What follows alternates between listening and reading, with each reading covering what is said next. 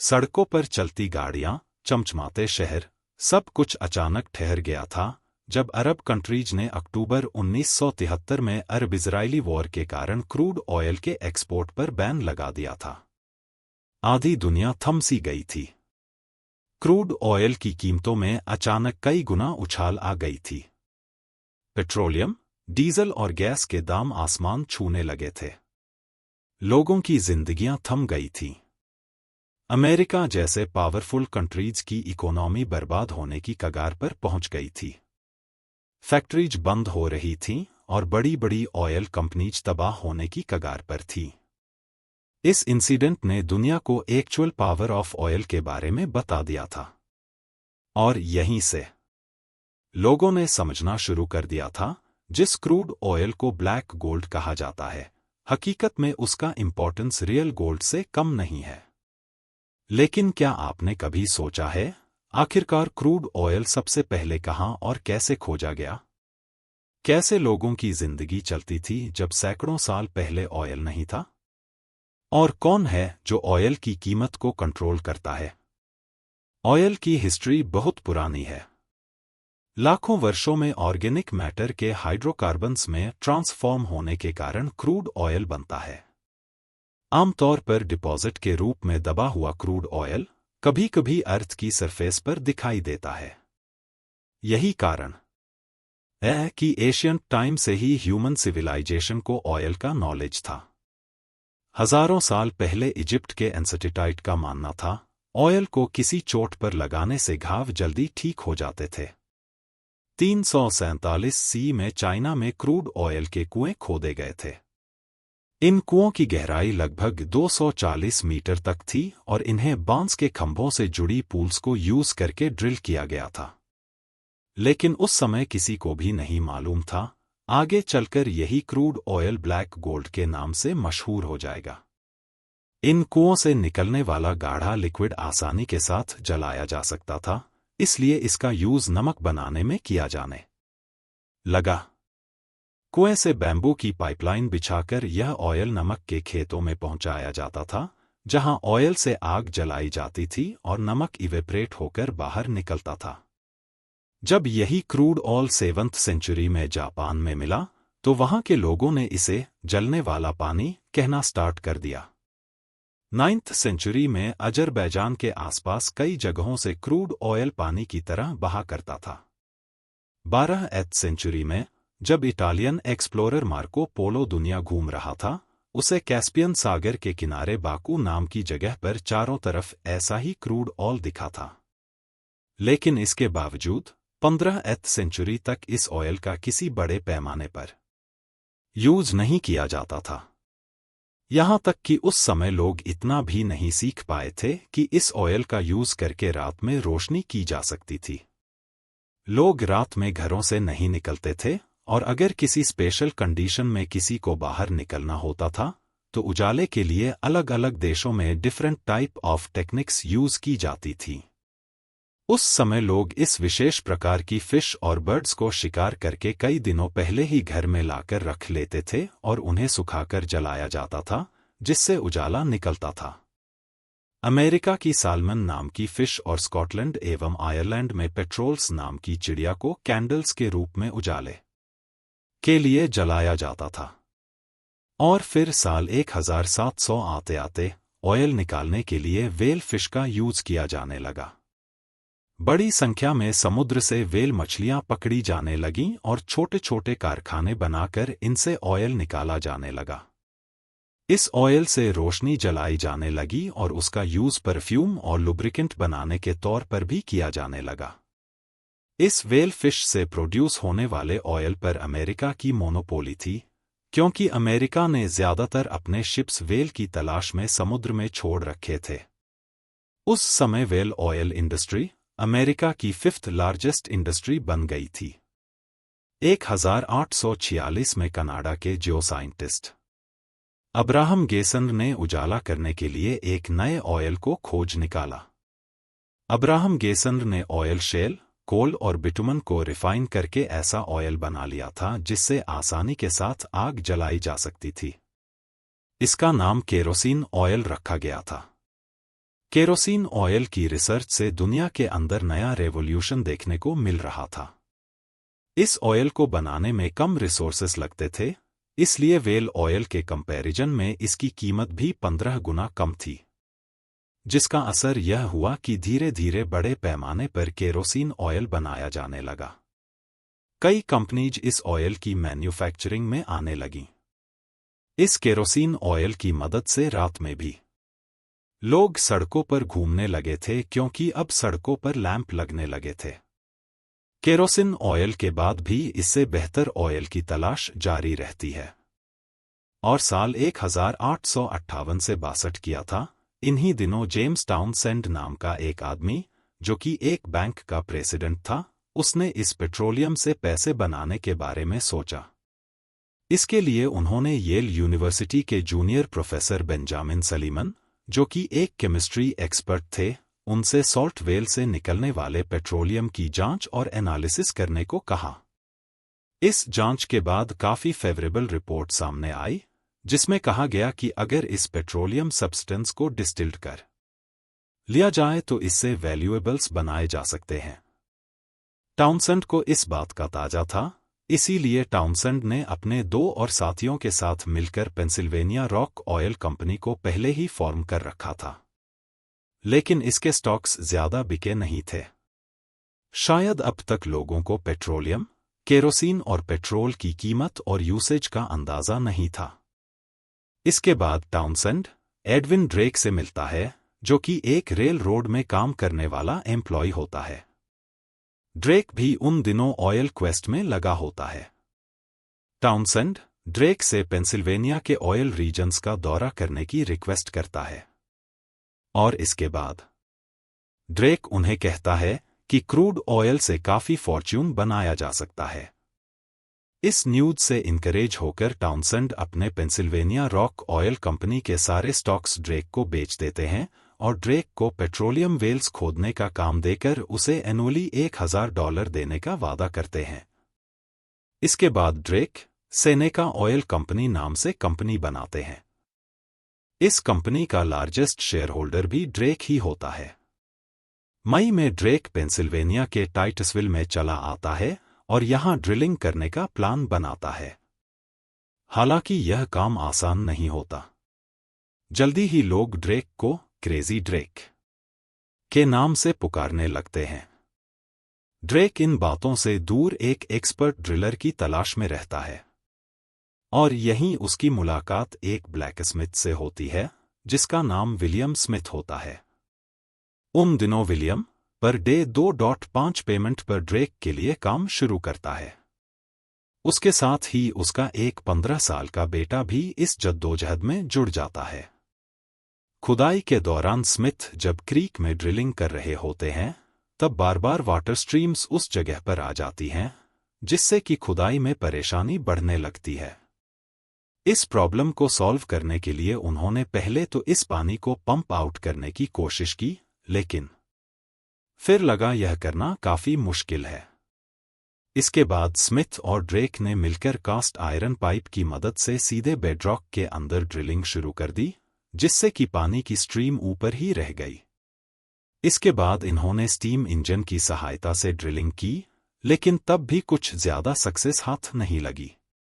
आखिरकार सैटरडे 27 अगस्त 1859 70 फीट की गहराई तक खुदाई करके क्रूड ऑयल को हासिल कर लिया। मंडे को जब ड्रेक इस वेल साइट पर पहुंचा, तब उसने देखा कि स्मिथ और उसकी टीम ने कई सारे जार्स, बैरल्स और टब्स को क्रूड ऑयल से भर रखा है। कई बार फेल होने के बाद आखिरकार टाइटसविल से 11 किलोमीटर दूर एक रूरल एरिया में पहली बार क्रूड ऑयल निकला। देखते ही देखते यह बात पूरे एरिया में फैल गई। टाइटसविल के एरिया में जगह जगह ड्रिलिंग होने लगी और भारी मात्रा में ऑयल निकाला जाने लगा।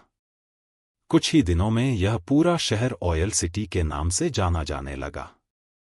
शुरुआत में यहां 4500 बैरल ऑयल प्रोड्यूस किया जाता था, लेकिन 4 साल के अंदर ही 1862 में 3 लाख बैरल ऑयल निकाला जाने लगा। पेंसिल्वेनिया में ऑयल प्रोडक्शन शुरू होने के साथ ही पूरे अमेरिका में ऑयल रेवोल्यूशन आ गया। अकेले पेंसिल्वेनिया में जगह जगह ऑयल वेल्स खोदे जाने लगे।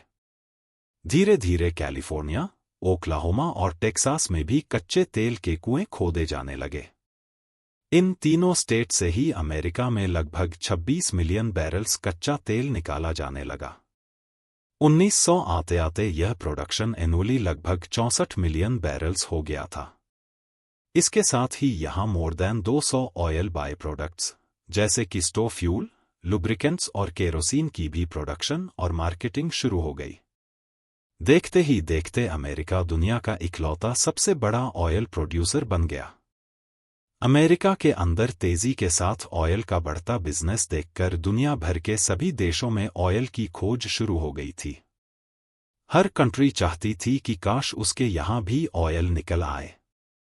कुछ देशों में सरकारें ऑयल की रिसर्च में पैसे खर्च कर रही थीं, तो कुछ जगहों पर यूरोप की कंपनीज ऑयल की तलाश में लगी हुई थी।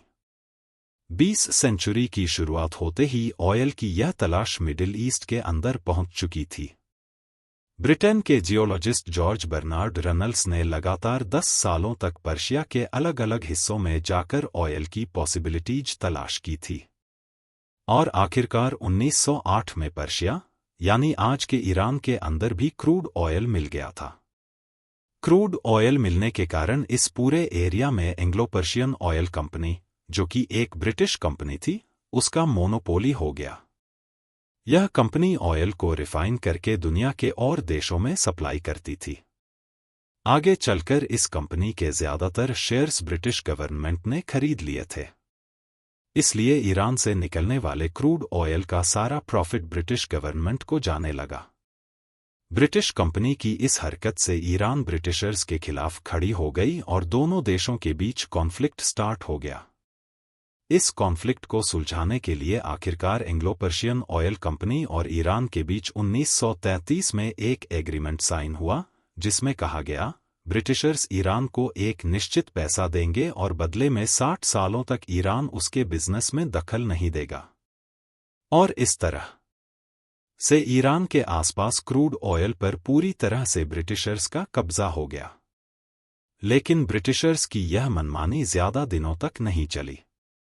जल्द ही ईरान को लगने लगा कि उनके देश के नेचुरल रिसोर्सेस का यूज करके ब्रिटिशर्स सारा फायदा लूट रहे हैं। तो 1951 में ईरान ने ऑयल की सभी इंडस्ट्रीज का नेशनलाइजेशन कर दिया और एंग्लो पर्शियन ऑयल कंपनी के सारे रिसोर्सेस को अपने हाथ में ले लिया। ईरान में क्रूड ऑयल मिलने से मिडिल ईस्ट के और भी एरियाज में ऑयल वेल्स की तलाश होने लगी थी।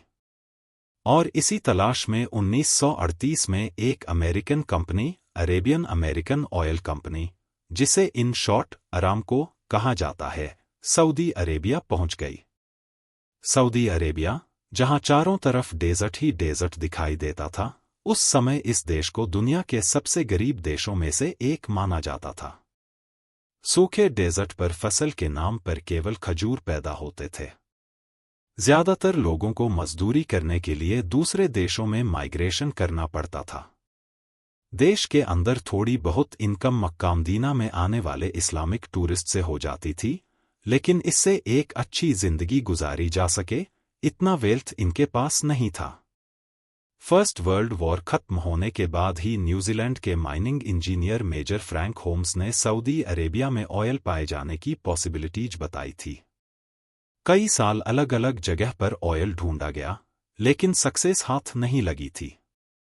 लेकिन 1938 में एक अमेरिकन कंपनी अरामको ने सऊदी अरेबिया के दमन नाम की एक जगह पर पहली बार ऑयल खोज निकाला था।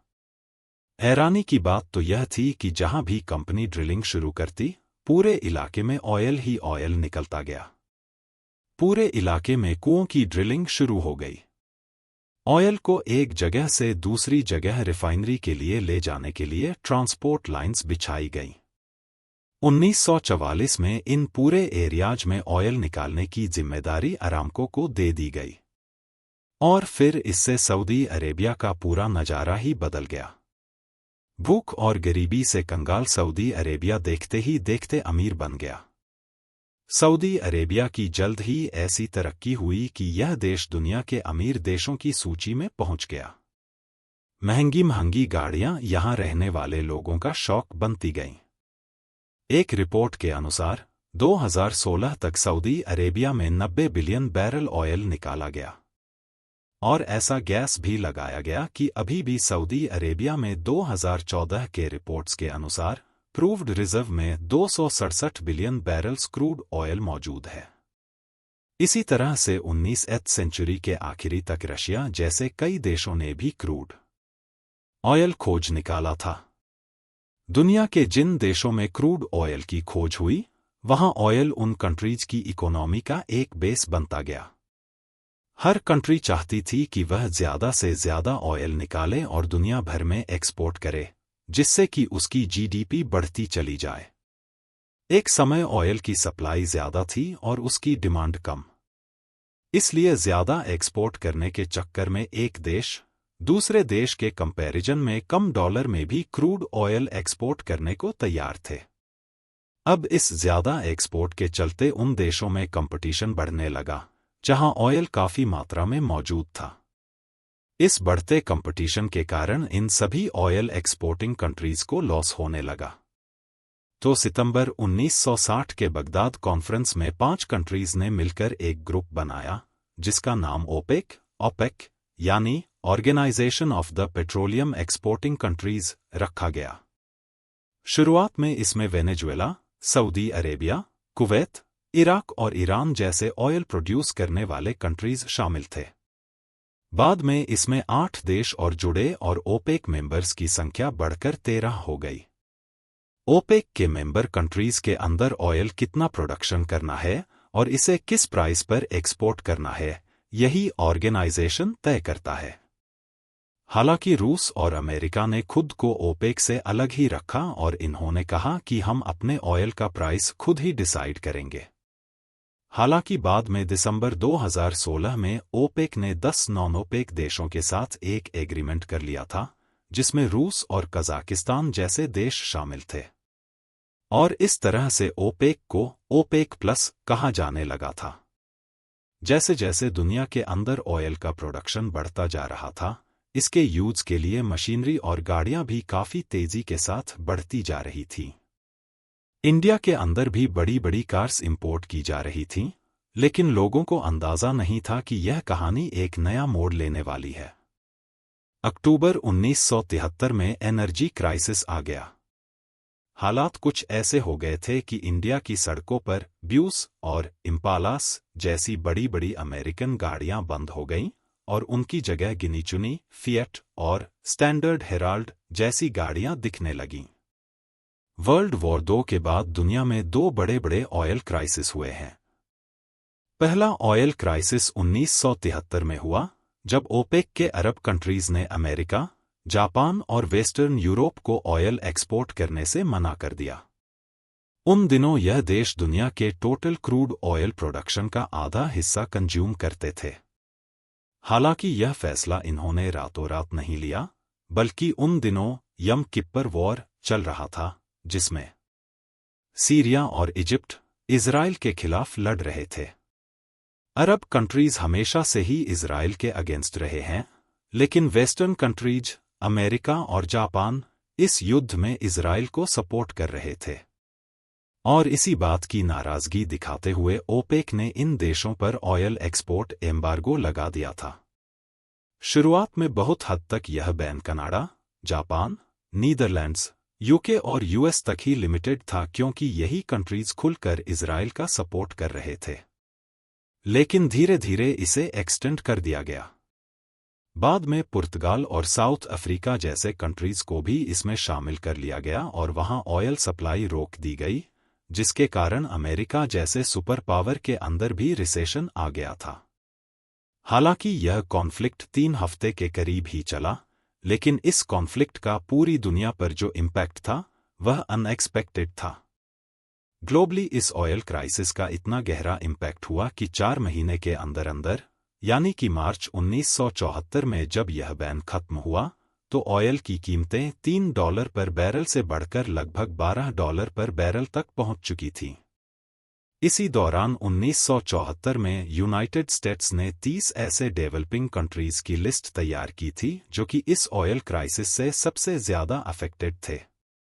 अनफॉर्चुनेटली भारत इस लिस्ट में टॉप पर था।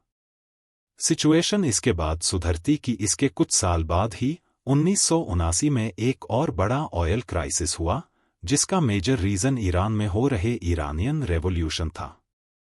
ईरान में सोशल अनरेस्ट बुरी तरह फैल चुका था और इसी वजह से ईरानियन ऑयल इंडस्ट्री बुरी तरह से लॉस में चली गई थी। इस वजह से ईरान में ऑयल प्रोडक्शन काफी धीमा हो गया।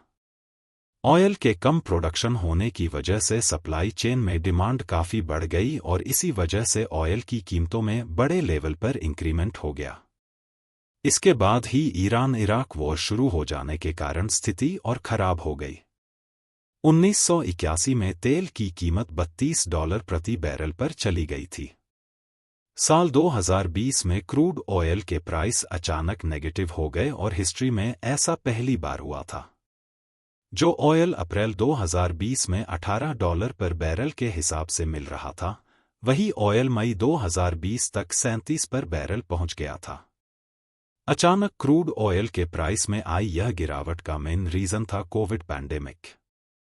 इसमें ज्यादातर इंडस्ट्रीज बंद हो गई थीं, गाड़ियां घरों में कैद हो गई थीं। ऑयल इंपोर्ट करने वाले देशों ने ऑयल इंपोर्ट करवाना कम कर दिया था। ऑयल की सप्लाई बंद होने से क्रूड ऑयल एक्सपोर्टिंग कंट्रीज के व्यापार ठप होने लगे और उनकी इकोनॉमी दिन पर दिन गिरने लगी। इसलिए ओपेक कंट्रीज के बीच एक मीटिंग हुई, जहां तय किया गया कि ओपेक ऑयल प्रोडक्शन को कम कर देगा, जिससे कि कीमतों में स्टेबिलिटी बनी रहे। इस मीटिंग के बाद ओपेक ने अपने अलायंस यानी ओपेक प्लस कंट्रीज को ऑयल प्रोडक्शन को कम करने को कहा, लेकिन रशिया ने ओपेक की बात नहीं मानी और अपना ऑयल प्रोडक्शन और बढ़ा दिया। मार्केट में जहां सप्लाई पहले से ज्यादा थी, रशिया के अंधाधुंध ऑयल प्रोडक्शन से क्रूड ऑयल की कीमतें अचानक गिर गईं और ऑयल इंडस्ट्री का मार्केट पूरी तरह से क्रैश हो गया था। इसी के साथ रशिया और ओपेक की अलायंस भी खत्म हो गई। यह बात सच है, अगर दुनिया में ऑयल ना होता तो शायद दुनिया इतनी सुंदर ना होती, ना ही इतनी तेजी के साथ इंडस्ट्री डेवलप हो पाती और ना ही ऐसा इंफ्रास्ट्रक्चर। लेकिन इस ऑयल का डार्क साइड भी है। ऑयल और गैस बेस्ड इंडस्ट्रीज से होने वाला खतरनाक पॉल्यूशन एनवायरनमेंट को खराब कर रहा है। जिन देशों में ऑयल निकलता है, वहां पाइपलाइन के लीक होने से ऑयल पानी में मिल जाता है, जिससे पीने वाला पानी पॉल्यूटेड हो रहा है। इससे पानी के अंदर रहने वाली पूरी प्रजातियां खत्म होती जा रही हैं। ऑयल की खोज में बड़े बड़े जंगल काटे जा रहे हैं, जिससे वाइल्ड एनिमल्स खत्म होते जा रहे हैं। और वहीं ऑयल और गैस की रिफाइनिंग से निकलने वाला धुआं क्लाइमेट चेंज को और खराब कर रहा है। इसलिए अब दुनिया सस्टेनेबल एनर्जी की तरफ मोड़ रही है। मार्केट में तेजी के साथ इलेक्ट्रिक व्हीकल आ रहे हैं। नॉर्वे जैसे देश, जो ऑयल के मामले में सेल्फ सफिशिएंट हैं, वह भी इलेक्ट्रिक व्हीकल्स का यूज कर रहे हैं।